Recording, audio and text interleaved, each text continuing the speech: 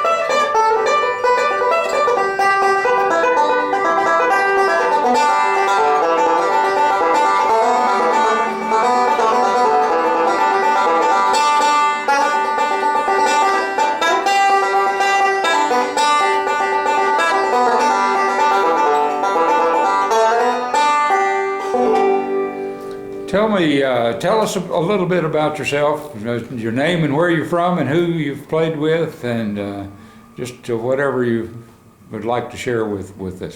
Well, my name's Joel Aderhold. I started playing when I was 15 years old. Came along during the folk music boom of the middle 60s, early middle 60s.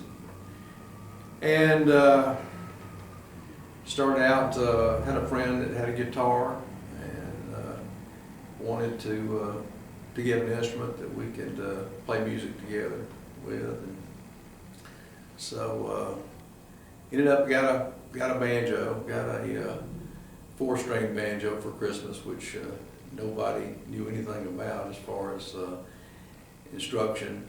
And somebody told me I need to get a 5-string banjo. So had a cousin whose grandfather played banjo.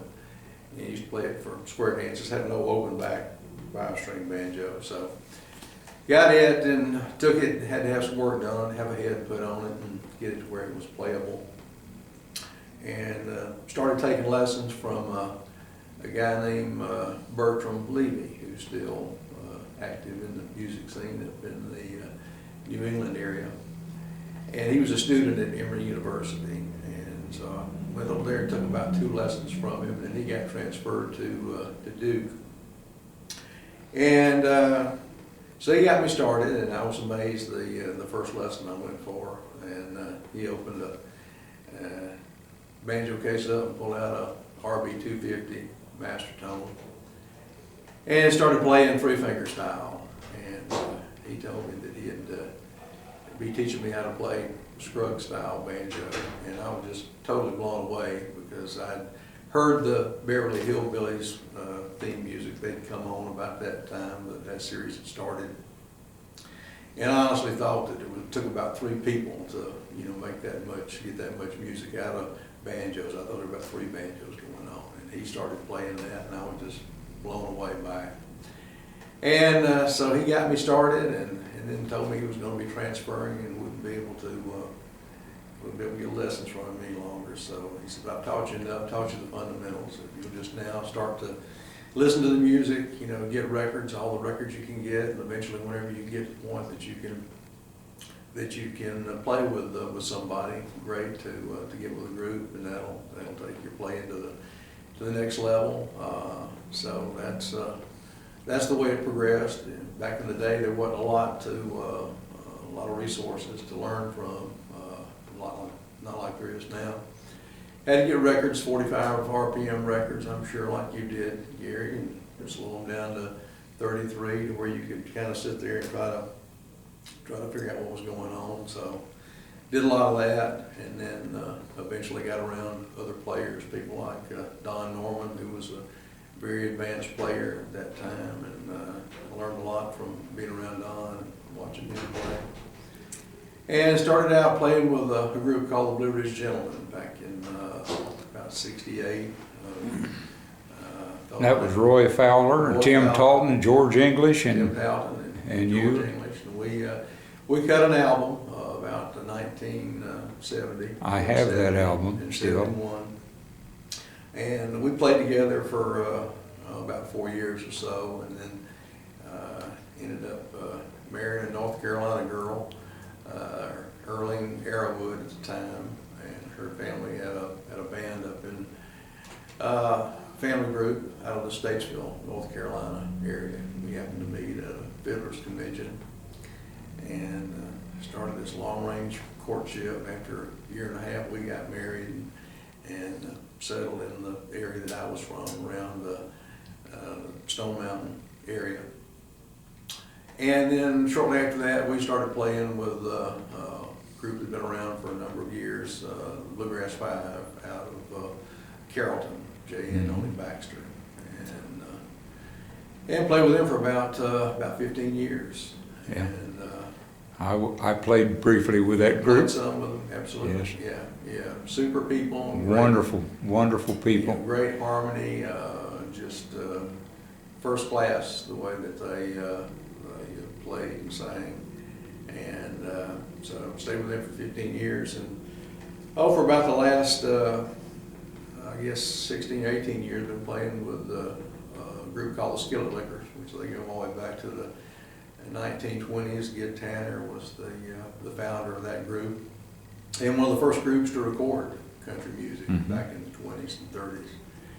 And we play a lot of events around the Atlanta area, church get-togethers and wild game suppers and things like that. Who else is in that group with you?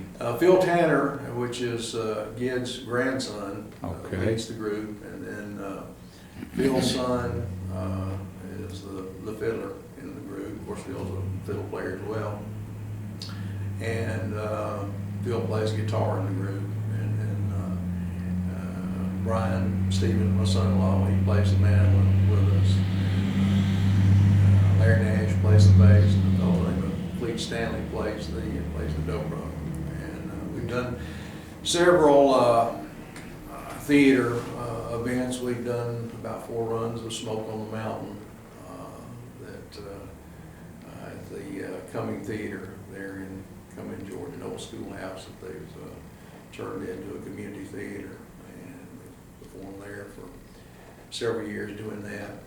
And Do you by any chance do an old tune called While I Swan? what? While I Swan? I don't think so. That's Well, one. I That's Swan- one that the Gid Tanner and the Skillet Well, they did a Lickers bunch of recordings. recorded that. Back in the 20s and 30s. And Phil's father, Gordon, who was just a teenager at the time, is Gid's son. He actually did the fiddling on Down Yonder, which was their I think song. Gordon played a bit with J.D. Crowe in the what was it, Kentucky Boys, or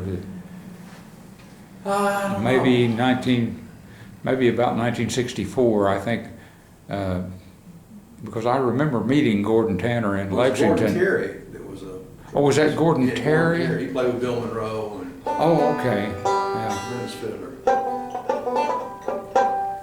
But it's been something that Early and I have, it's a hobby that we both enjoy and we're able to go and do together, so that that works good. And we've had, music in our family, and both our kids are musical. Maggie is a very accomplished bass player, and she's married to Brian Stevens, and Brian's a tremendous player. Anything he picks up, he plays well. guitar, banjo, mandolin. Very good luthier, very good repair guy too. I can get him to do all my fret work. Yeah. Anything needs to be tweaked on my banjo. And our son Adam is a good guitar player as well. So Yeah. it's something that it's all the kids have ever known being around music. So they picked it up.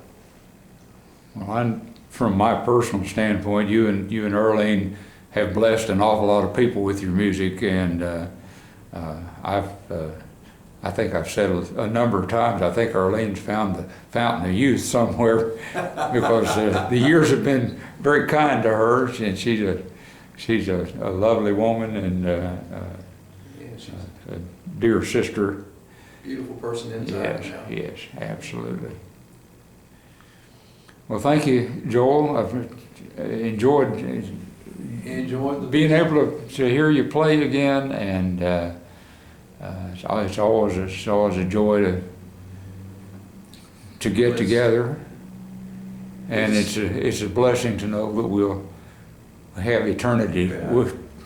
Appreciate what you've done with this documenting all the old banjos and the players, and it gives us something that we can look back on and enjoy for a long time to come. All right, thank you, my brother. Thank you, Gary.